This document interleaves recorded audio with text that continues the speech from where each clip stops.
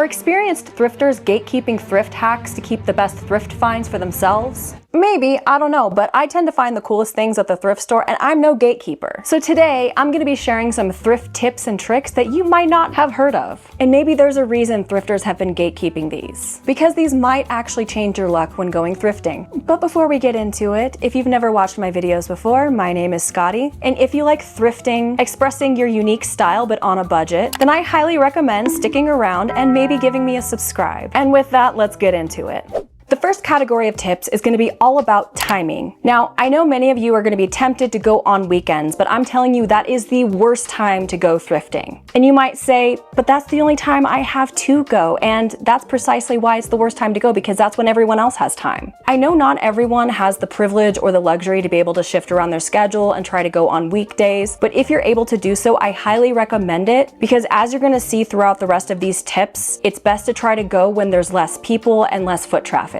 Because when it's more busy, the shelves are going to be more picked over and employees are going to have a lot less time to restock because they'll be answering calls to go back up on register. Now, when is the best time to go? Obviously, as I mentioned, weekdays, especially non-holidays, are the best time to go. These are when people are generally working and not going out and shopping. Now, a second piece of advice that I can give you is that some of the best days to go thrifting are on gloomy or bad weather days. Obviously, I'm not telling you to go thrifting when it's a freaking hurricane or a blizzard outside. Definitely use good sense, use good judgment, and also safe driving habits. But generally speaking, people aren't really a big fan of going out and doing things like shopping when it's more gloomy and more nasty outside. So you're gonna see a lot less casual shoppers and sometimes even a lot less resellers, unless they know about this particular tip and they're willing to brave it. Again, when it's less busy, things are gonna be less picked over and employees are gonna have a lot more time to put things back out on the floor, whether they're restocking from the back or they're putting back their go backs. I have firsthand experience with this one because I used to work in retail. No, it wasn't at a thrift store, but I do remember how much slower it was on rainy and gloomy days and how much more time I had to work on my go-backs because I wasn't having to answer calls to go back up on register. So in general, try to go when it's less busy. And unfortunately, this means trying not to go when there's huge sales. I know you want the deal, but again, there's gonna be a lot more competition, a lot more people shopping. So your chances of finding cool things that other people might be looking for is gonna be a lot less. Now, if you want the deal, if you want the sale, then you're gonna have to get there early. That means being one of the first people in the door, because that's when the stock is going to be the freshest, and that's probably going to be before the mobs start coming in. So I would say that's the caveat that I would lend you, is that if you're going to go on a sale day, be one of the first customers walking in the door.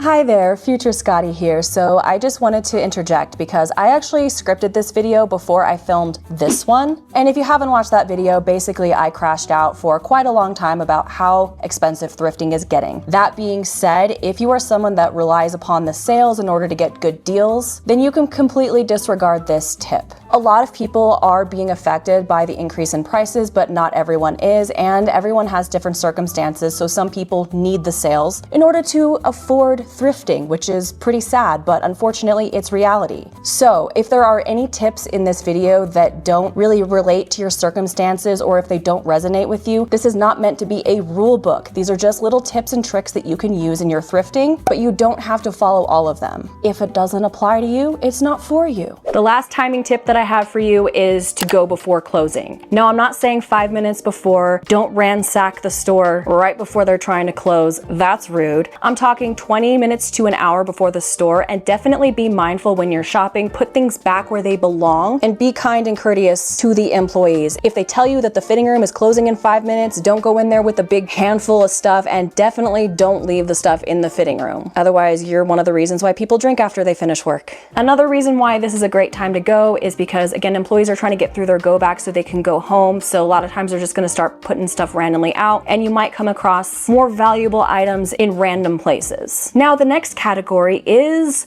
the wrong section. Now, I know a lot of us tend to just go to the sections that we're most interested in, but I would advise you to be a little bit more creative when you're going out and looking. For example, if you're someone who loves vintage chunky knits, maybe a good grandpa sweater, maybe a good dark academia sweater vest, but you shop in the women's section, don't pass up checking the men's section for things like that. First of all, sometimes vintage sweaters, especially if they have that like grandpa core vibe, will be put in the men's section. Same with like dark academia pieces and sweater vests. That's where they're going to be put. And if you're someone who likes dark academia, definitely check out the men's suits and jackets, because even if you're a woman or you're female presenting and it doesn't quite fit you right, you can get it tailored. This also goes for if you're plus size and you have that dark academia aesthetic. A lot of times men's sizes are a little bit more inclusive because, you know, the broad shoulders and all of that, so you can get something from that section and then have it tailored accordingly. Next example I can give you is that if you are petite or you are on the smaller side, definitely don't pass up checking the children's section, especially if you like more cropped things. Also, cropped t-shirts are sometimes put in the children's section by mistake, so it's worth checking that out as well. And speaking of things being miscategorized, a lot of vintage items will sometimes be miscategorized in the larger sections because their sizing was a lot different back then.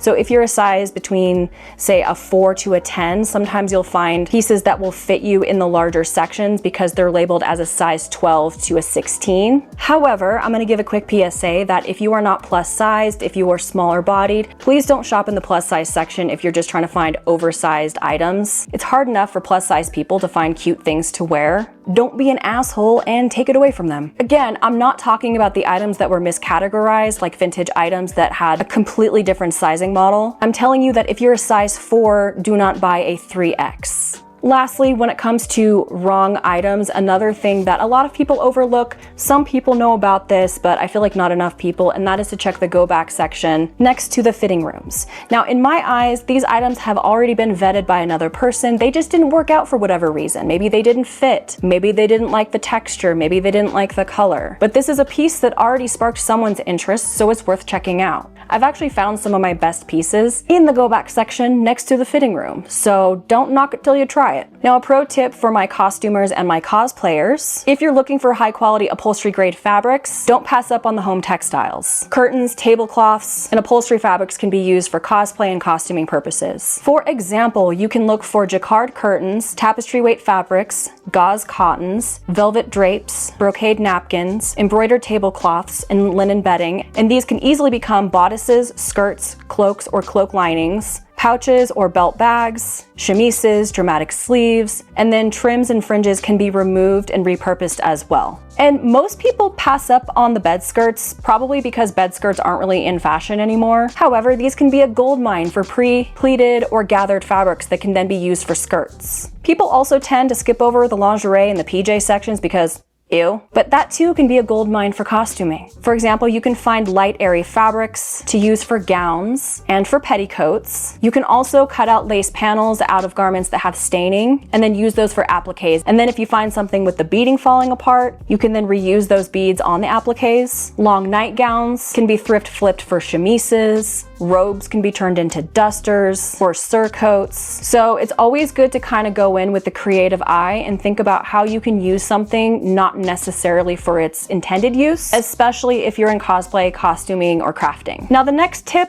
really depends on the location, the people that are donating, but it's a good thing to keep in mind, and that is the inconsistency rule. Basically, if you're at a rack and it's full of Shein crap polyester fast fashion, but then you come across a well-made vintage, let's say it's a velvet top, that right there might be a smoking gun for a more high-end vintage donation. So definitely check the surrounding areas and maybe the other sections to see if you can find things that might have been donated by the same person. And again, check the go backs. All right, so this next one, a lot of people already know about this one, but it's a good one to include, and that is to hunt for pairs. So sometimes when vintage sets are donated, they're then separated. Not all the time, especially when it comes to vintage china or tea sets, those are usually sold together. However, if it's something random like candlesticks, a goblet, a picture frame, those are usually sold separate so they can find themselves in different spots. So it's always good to check for siblings or twins or cousins. For example, I've been seeing a lot of those glass fairy lamps lately, and if you don't know what I'm talking about, I'll insert what it looks like. But one thing that tends to happen, because it's a piece that's like multiple pieces, some thrift stores have been separating them and tagging them separately. So if you find one piece of a fairy lamp, it's good to look for the rest if they haven't already been bought. I actually have the base of one because I didn't know about it at the time. If I had known, I would have looked around more, but now I know. This also tends to happen with vintage clothing, especially with skirt and top or skirt and jacket sets. So if you find a skirt with a beautiful print and you can tell it's vintage, it would be a good idea to take a gander through the tops or the jackets to see if you can find a match. Same thing for high quality trousers. A lot of times they came with the jacket, so definitely check the coats or the jackets. So for this next one, this will be largely dependent on the actual thrift store or the chain, but it's a good thing to keep in mind, and that is to figure out the restocking schedule. Most thrift stores restock daily because they're getting donations daily and they're usually going through quite a bit of inventory. However, there's usually a day where they have a bigger refresh, and this is typically after a big sale. Some stores will use a color tagging system and they'll put one specific color on sale. That's different. A lot of times, mostly on Saturdays, they'll do a multicolor day sale where they'll do 50% off to clear out old stock. So you want to try to aim for going after they replenish that stock. Now, if this sale is on a Saturday, they'll usually wait until the next weekday to do this restock.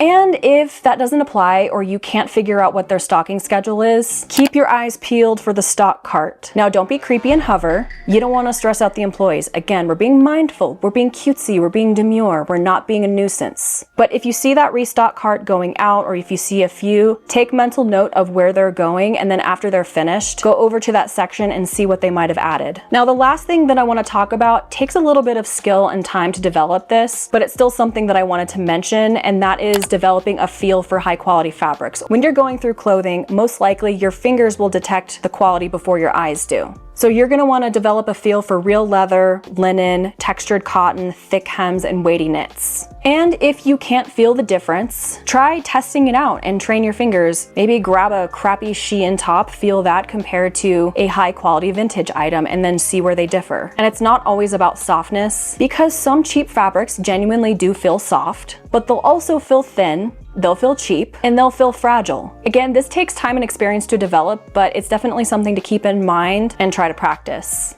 Now, was that an exhaustive list of every tip and trick of the trade in the tool belt? No. But we also don't want to be here all day, so that's where I'm going to call it, guys. If you guys have any tips that you would also like to share with the class, be sure to leave that down below, because there is enough thrift finds to go around. Thank you guys so much for watching. If this was helpful, be sure to give this video a like and subscribe for more thrifty content. A big shout out and thank you to my patrons and my channel members. And if you would like to join the ranks of my chaotic thrifty crew, the links to join are down below, but it is not necessary to enjoy my content. I just appreciate you being here and watching this whole thing. And with that, I wish you all the luck in your thrifting endeavors, and I will see you next time.